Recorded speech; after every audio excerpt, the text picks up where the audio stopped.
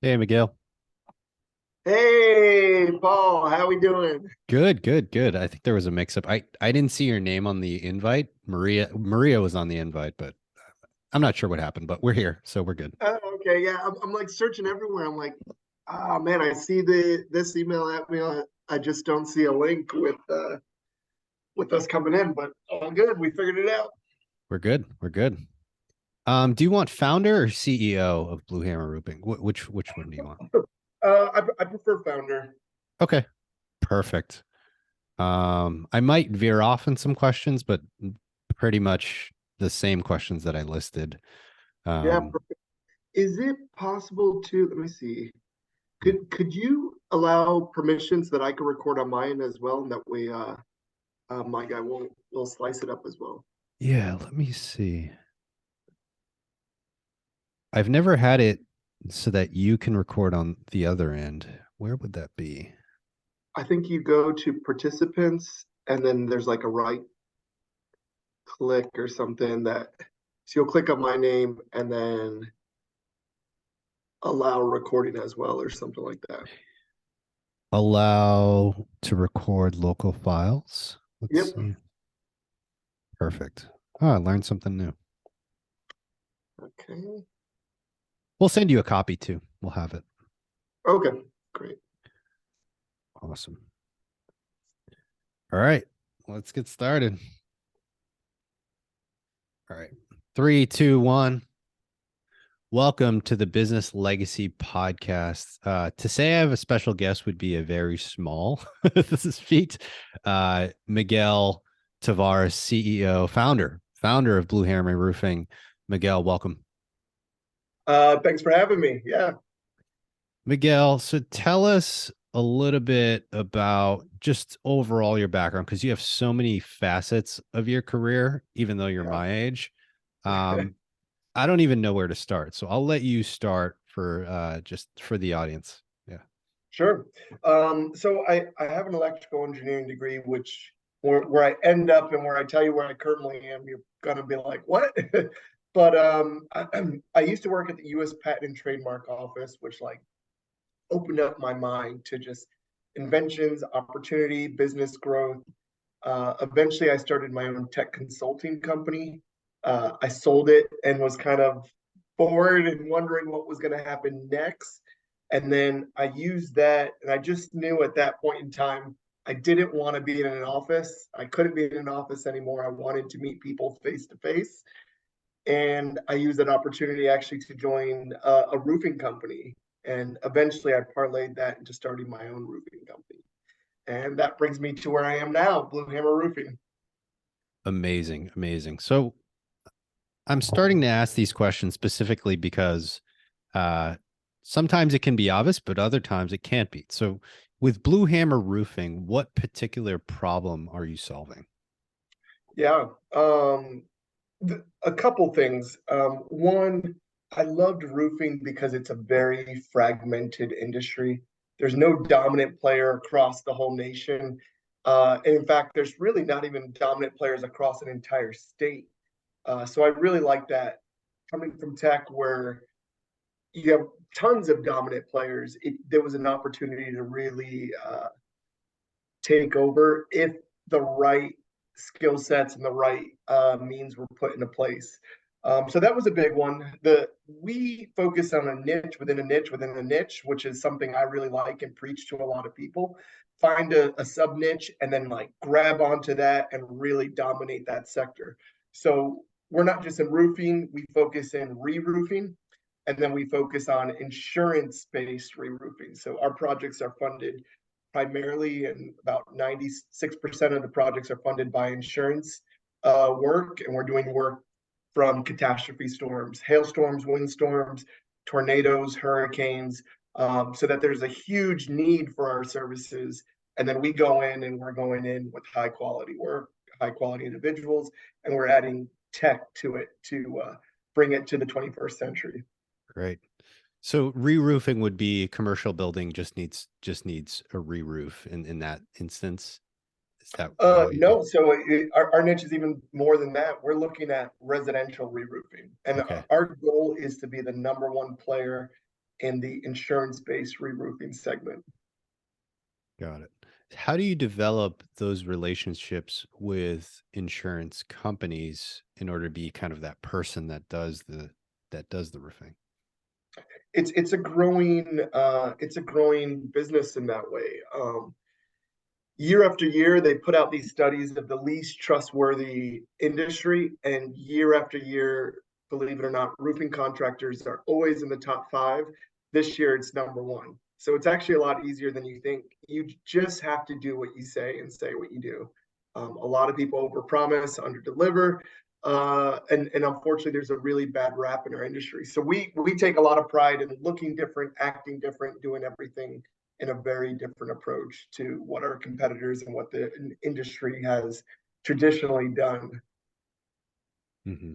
So, what is the ultimate risk? So, first we define the problem. What is the risk of?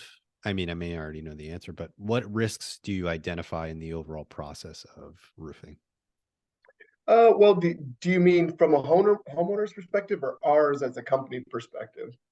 From the, let's say, the avatar, the ideal client. So insurance-based company hires you to re-roof. Like what risk normally does the person take? You had answered it a little bit where the top five most untrustworthy companies are roofing industries.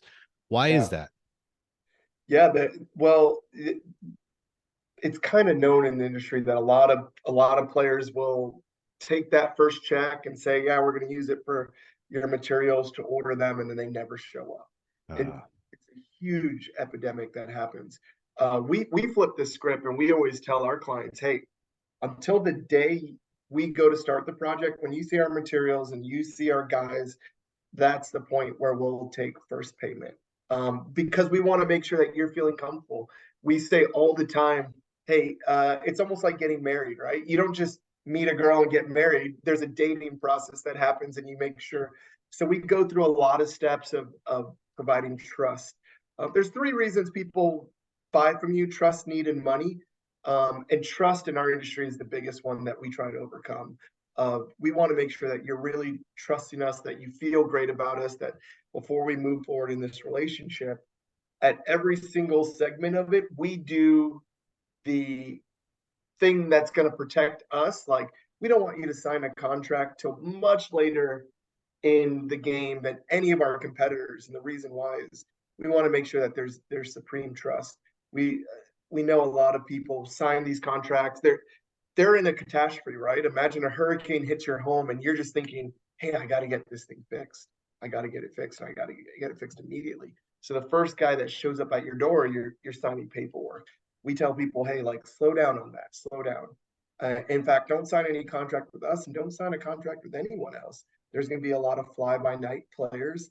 Take some time to get to know them, do some research. We're going to come back. And as you see me again and again, it ends up being almost like a family aspect. Once you feel like, okay, yeah, this isn't some guy at my door. This practically feels like my brother, my son, or something a lot more familiar. Okay, let's sign a contract at that point in time. that's great. That's great. Tell me a little bit about your time at the patent attorney's office. What did you see? What are some of the things that you noticed working there? Yeah, so I was in wireless communications, which is pretty much everything that we use nowadays.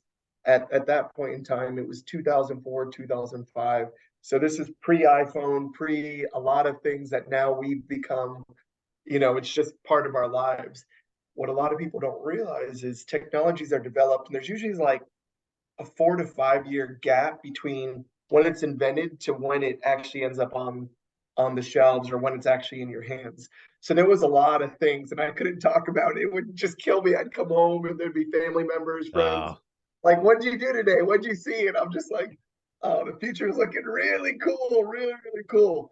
But it rewires your brain when you see the future before anyone else does, and you see it slowly develop into this thing. Hey, I know it's going to get here, and you're seeing it slowly move to that point.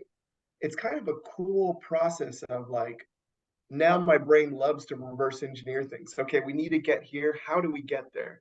And then when you nice. get 5 years of seeing that, because at the time, some people were still using flip phones.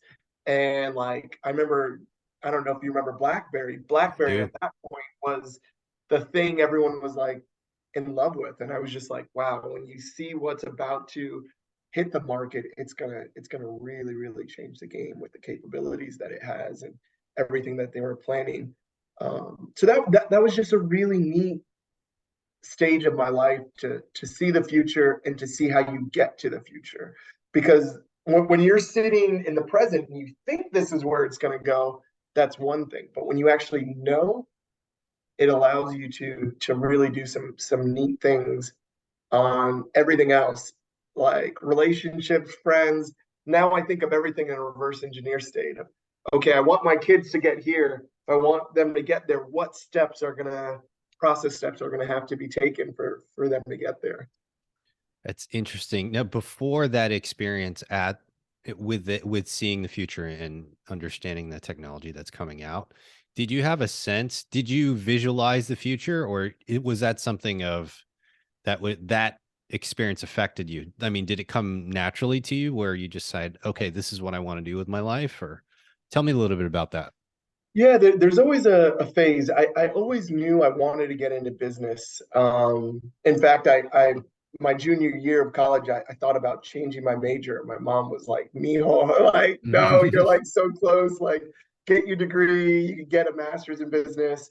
But I just knew like something business related was going to be in my future. And in fact, one of the partners in my company, I had told him I was 16 and he was 9 at the time, and I was like, "Oh yeah, we're definitely going to go into business together. It's absolutely going to happen." So I knew that that was a kind of end game that I wanted to get to, but I wasn't sure exactly what type of business it was going to be. Mhm. And that's evolved and changed over time as my life has changed as well. Definitely, definitely. Um, over the years, as you're kind of growing your business and businesses, what habits did you have to acquire, and then what habits did you have to let go of? Yeah, you probably hear a lot of the same things, and I've heard the trends. Um, there's a certain discipline, and the discipline like moves across things. So the discipline that you have in your personal life is the exact same discipline that you need to have in your business life. And if you think like, no, it's fine, my personal life is going to be, completely unorthodox and lack of discipline there, I'm not going to be structured, but my business, oh yeah, that's going to be great and it's going to be structured. You're kidding yourself. Those two things always flow back and forth. And we even tell our guys that there's no such thing as personal problems. You have personal problems that become business problems, and vice versa. Business issues become personal issues. So you have to kind of make sure, okay, both ends of my equation are completely balanced. I try to maintain the same discipline on one end that I have on the other. The other thing with business is an all in mentality. You can't really like, well, I'm gonna kind of do this, or I know a lot of people who they have like four businesses that they've started at the same time.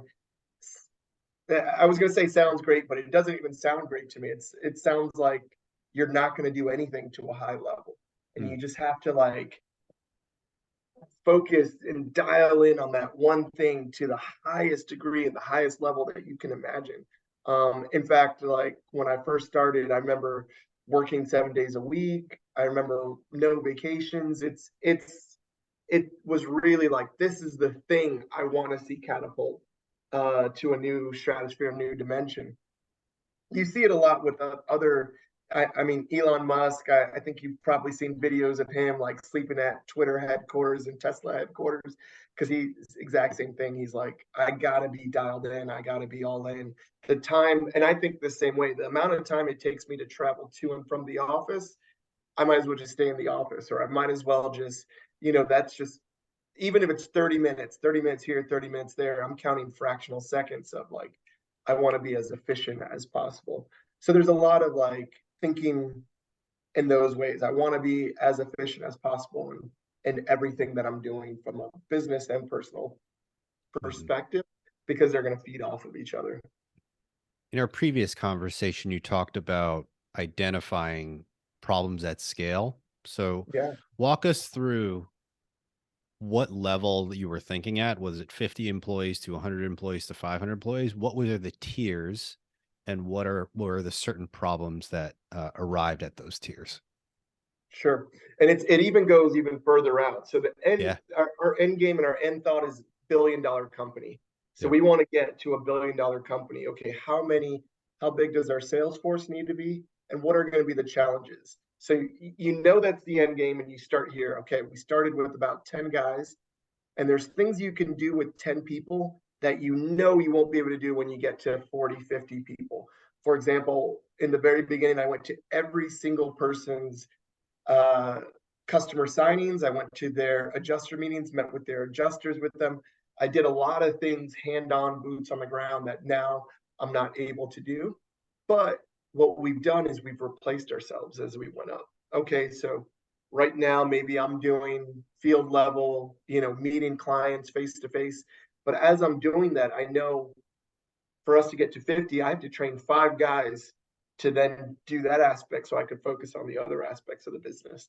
And we've done a really good job of, as we've went up into the levels, of making sure we're replacing ourselves. We're training that person who's going to take on that role so that we can then do the bigger, better. Okay, now we have Dallas down. How do we get Austin as a market? How do we get San Antonio? How do we get to Florida?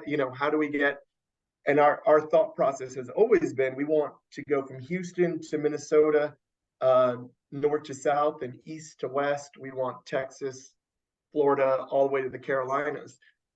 Okay, so what do we have to do there? Who do we have to train, and how do we make sure there's no bottlenecks?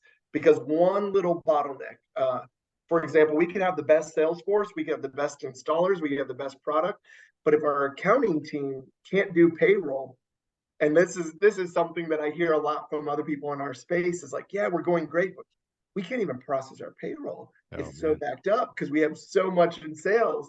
Okay, great. Well, that's a bottleneck. You're going to lose everything because the second you don't pay one guy on your sales team or one guy who does your installations or labor, they're out. They're out the door and they're looking at another company who's going to pay on time. We've been really, really, really diligent on that, of making sure it sounds like the bare minimum. And this is why I love this space. In any other industry I've been in, making payroll, doing payroll on time, that's just what you do. In the roofing space, it's well known. Mm. Oh yeah, 50% of the companies are going to tell you, oh yeah, well, I'm gonna have to pay you next week. And it's just, so because we've done just the bare minimum, bare necessities at a high level, we now have a Rolodex of guys who want to work for us, especially on the labor side, because word gets out and guys are saying, "Oh yeah, Blue Hammer, they're great. They pay great, they pay on time, they're good to work with, they use high quality products. That's who you want to work with." So it's allowed us to exponentially grow just by being a little bit of divergent thinkers and doing things just slightly different, or what you would consider to be the norm in any other industry. Now let's shift a little bit. Let's talk about your growth. So the last Yeah. 3 years, you've brought in $100 million in sales, and this Yeah. year you're going to break another record. So, what are some of the things, like what's going through your head with this exponential growth, and what are some of the bottlenecks that you've identified in the past, and what are some of the bottlenecks that are coming up? So, Yeah. yeah. Those are all super great questions. For us to get where we want to get, we know that we've done really, really well with our local markets. But now we know that marketing is going to be a critical piece for us. Uh, right now, it's been our own word of mouth and friends of friends, but we want it to be that people are seeing us on billboards, people are seeing us on other levels for us to get that type of growth, both from a client perspective, client acquisition, uh, where we go to a market and we already have billboards up. So when the storm hits, they know who we are. The same thing with talent. Talent already knows who we are, and they're seeking us out rather than us telling our guys, hey, if you have a friend or family member who might want to be in sales, reach out to them. We want these top salespeople to hear, like, man, there's this company that's based in Dallas, Texas, and they're growing at a huge clip. They're the fastest growing construction company in the nation. They're breaking all these records. They're doing things the right way. I want to go work for them. So that we know that that's our future is marketing. Marketing is going to trump sales. It has to trump sales. And a lot of the big players, that's what they're doing. Their marketing game is really dialed in. So for us to avoid future bottlenecks, that's what we're focusing on. Great. Now, you had an interesting take on identifying the 5 people that you needed to build this company.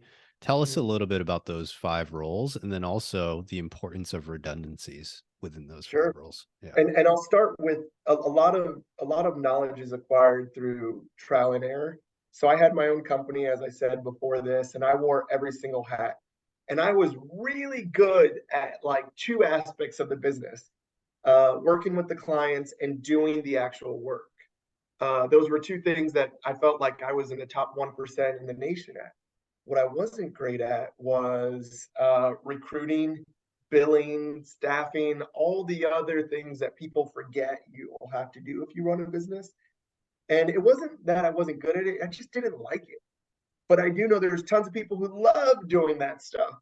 So this time through, it was the same thing. I was really good at sales. I was really good at getting clients in the door, but I just didn't want to do those other things. Those aren't the things that really drive me in the morning. So I partnered with people who love that stuff. One of my partners is great at recruiting. Another is great at technical support. Another is great at sales as well. Another is great at implementing sales processes. And then what we did is we made sure that there was, at least in the beginning, there was 2 people in each role. And what I had found from doing my tech consulting business is what happens with new companies is they're running. They're running at a great pace. They have that 4 minute mile and they're doing great. And then one thing comes up. There's a billing issue. And the founder, owner, CEO, whoever gets pulled in a different direction. And what happens is the whole ship goes over in that direction with them and it Mhm. doesn't move at the same pace. And what we wanted to make sure is okay, because we have this really good hive mind and we have redundancy, if something comes up, the whole company can still move and that one person handles whatever that issue is. Sounds really basic, but implementing it was probably is one of the 3 reasons as to why we were able to grow at the clip we could. Mhm. Mhm. So let's talk a little bit about tough decisions or your lowest of the lows at this point. So, what were some of the tough days, and what are some of the decisions that you'd make through those tough days? Toughest days, yeah. I mean, so we've had some really tough. This blows a lot of people's mind, but we've let go of people who are in our industry. If you're $1 million salesman, that puts you in the top 1% in the nation.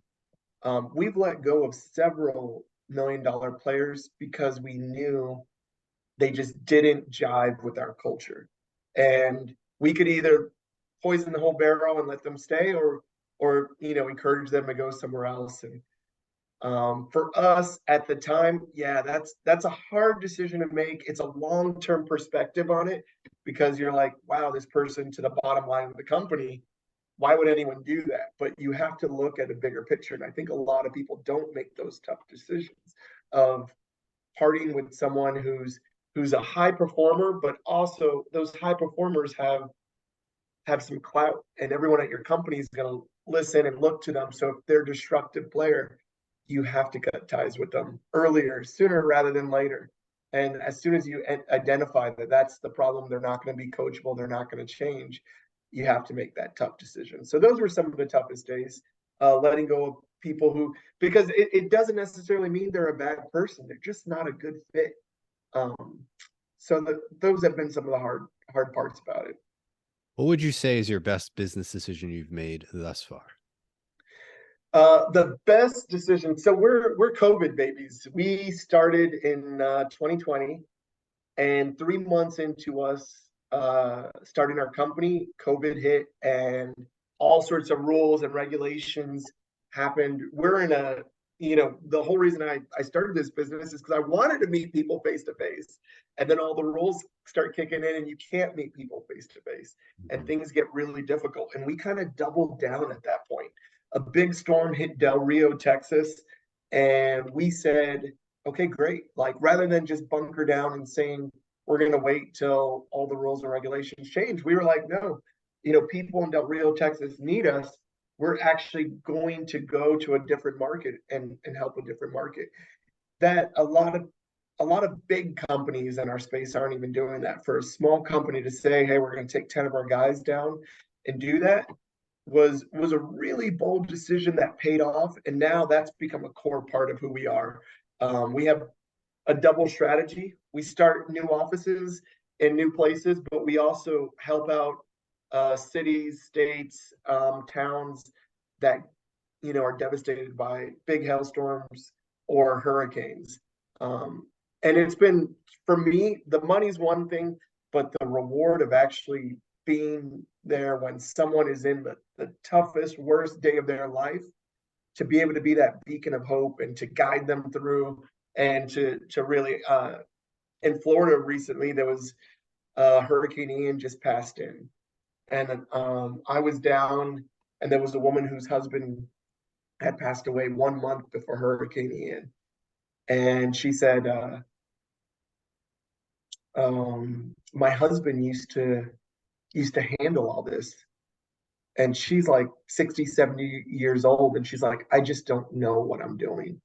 She's like, and she's bawling and crying. And I tell my guys when we go into this, you're you're doing this as an act of service. You're not doing this to make money. You're not, you're going to build relationships that will last years and years and maybe even decades. We have some of our guys who we went down to Lake Charles, and they're still being invited to birthday parties and weddings and all sorts of things like that because they made such an impact. Those types of things. That's what I want my legacy to be, of like, wow, you helped people at the end of the day. You were there when people needed you, whether it was through catastrophe, through opportunity of employment, through whatever that big thing is. That's your legacy, of a legacy of service, really. It's phenomenal, phenomenal. If you take a look at your last, let's call it 7 to 10 years, if you could relive one day, either professionally or personally, what would that day be? And tell us a little bit about how special that day is.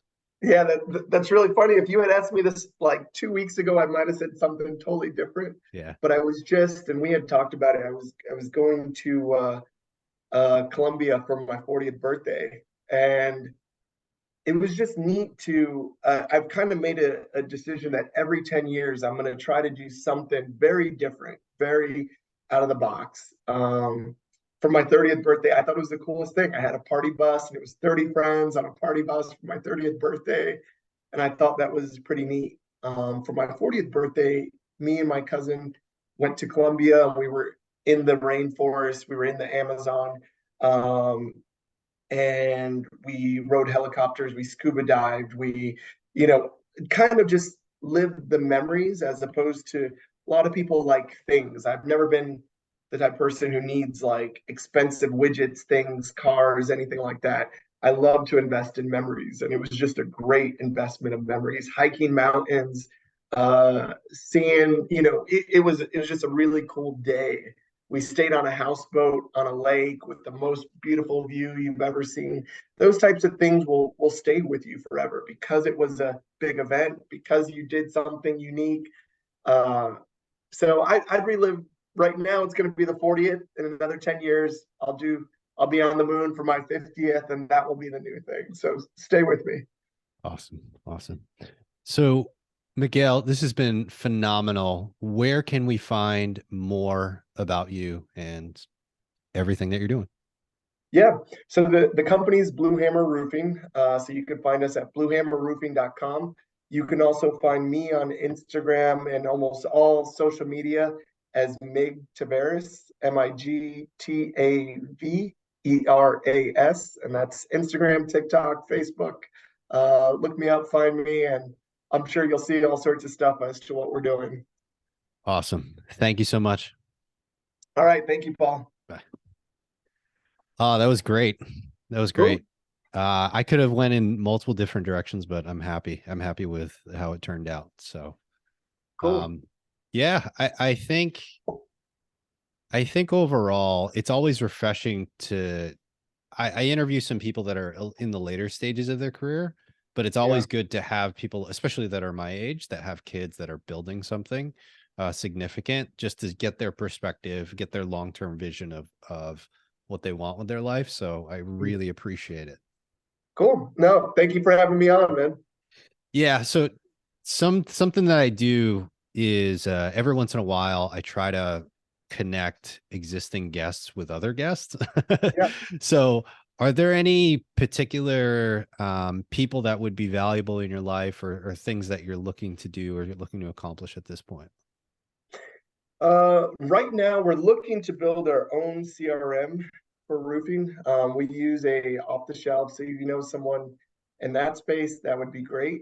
I also, my own little passion project is real estate. Okay. I love real estate. I'm looking at buying an apartment complex. So anything real estate related, I love networking with people in those industries as well. That's easy. That'll be an Yeah. easy one. So as kind of the main job or the basically the primary job is I'm trying to put together a collective of entrepreneurs that have already sold and Mm, then just act as a sounding board or just a community of other people. Like Mike Molinay, we interviewed 2 weeks ago. His company is now at 100 million ARR and mm, company's going to go IPO soon. But he went through the same thing that you went through, where after or just after he got to that point, he just was sitting there and saying, "Hey, I don't really like things. I like building." So just sitting on the sideline trying to figure out what he wants to do and his next step. He's working with other companies at this point. So I'm trying to build this community of people, like-minded people that are trying to build a legacy. So, at some point, I'd love for you to just be part of it and just be in the conversation. So, I would love that. Yeah, yeah, that's a big thing. So me and my cousin, we're actually doing this thing. We're calling it the $1 billion brotherhood. Kind of the same kind of thought process of like people who just want to really reach that next level and yep, networking together. Because the synergies are worth way more than anything. Like definitely, you hit a level where money is one thing, but knowledge and resource is a total different sphere of I'll meet one person and just tiny little things they say will incalculable like knowledge that they're yep, raining you. So yeah. yeah, I would like that. Yeah, quick question. So I've run into two different types of people. One person where they go to an exit and they're like, you know what? Paying taxes or just doing all these loophole things and setting up trust, like that's good, but I want to kind of make things everything clean versus other people are so let me rephrase that. So there's people that are on one when it comes to tax strategies. They're thinking, Yeah. okay, I'm just going to pay my taxes. And there's people that are at an 8 or 9 where they're no, I need to set up multiple trusts in order to make sure that I maximize my tax efficiency or whatnot. When Yeah. you were going through that sale, where were you? Were you like, I'm just going to pay my taxes, or were you okay? I need to figure out how to protect my wealth for my kids and next generation. Just curious. First time through, I mean, I was a relatively young guy, so Yeah, I was just like, cool, like this boatload of money's coming. yeah, So I mean, I knew I was going to get a big tax bill, but I didn't strategize it the way that I probably should have. yeah, First time through. But I'm not looking at like I know some people in the roofing space who have exited and they're doing like offshore. I would almost say it's like gray yeah, taxes. yeah, I don't definitely. want to be in that level of gray where at some day I'm like, well, is it ever going to catch up with me or something like that? Yeah, I want to be right up to the line, but not over the line type of thing. got it, got it. All right, yeah. Every once in a while, what I'll do is I'll introduce Shauna. Her brand is the Tax Goddess. I don't know how to pronounce her last name. It's like Dutch. Um, really interesting person. She's one of 15 people in the world that is a tax strategist. And so Okay. I think I'll put her on the list of introductions because she's connected with a bunch of people as well. So Yeah, that would be yeah, great. Shauna awesome. Tax Goddess, 1 of 15 Yeah, strategist. Okay. yeah, definitely. And we Yeah, work a lot with real estate people. We do like self-directed IRAs, so you can purchase real estate inside your 401ks and IRAs. So um, we have a pretty deep network when it comes to real estate investments and everything. Also, I'll put some names together and make some intros. cool. I appreciate it, Paul. Awesome. Thanks a lot. All right, so this All right. should be out probably Monday, and then I'll start posting. You'll get a copy of some snippets. Your snippets might be the same as my snippets, but I figured since we're going through it, we'll give you that media. Sounds great. All right. Awesome. Thank you, Paul. Have a good one.